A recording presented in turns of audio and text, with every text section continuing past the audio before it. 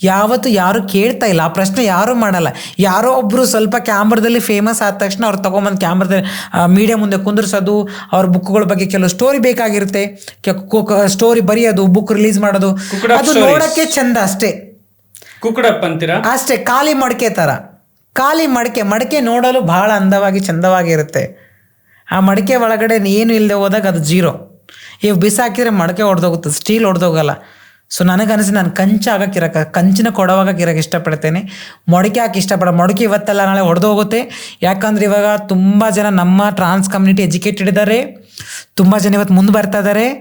ಯಾರು ಇಷ್ಟು ದಿನ ನಮ್ಮ ಕಮ್ಯುನಿಟಿ ಹೆಸರು ಹೇಳ್ಕೊಂಡು ಲೂಟಿ ಮಾಡಿದ್ದಾರೆ, ನಮ್ಮ ಸಮುದಾಯ ಹೆಸರು ಹೇಳ್ಕೊಂಡು ಅವ್ರು ಬೆಳೆದು ನಿಂತ್ಕೊಂಡಿದ್ದಾರೆ, ಅಂಥವ್ರಿಗೆ ಪಾಠ ಕಲಿಸುವಂಥದ್ದು ಕಾಲ ಬಂದೇ ಬರುತ್ತಾ ಇದೆ ಕೂಡ.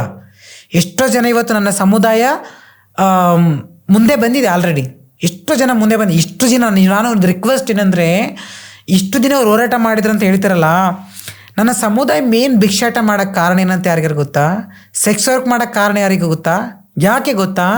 ತಂದೆ ತಾಯಿ ಅಕ್ಸೆಪ್ಟ್ ಮಾಡದೆ ಹೋದಾಗ, ಶಿಕ್ಷಣ ಸಿಗದೆ ಹೋದಾಗ, ನನ್ನ ಜೆಂಡರ್ನ ಚೇಂಜ್ ಮಾಡಬೇಕಂದ್ರೆ 5 ರಿಂದ 10 ಲಕ್ಷ ಖರ್ಚಾಗತ್ತೆ.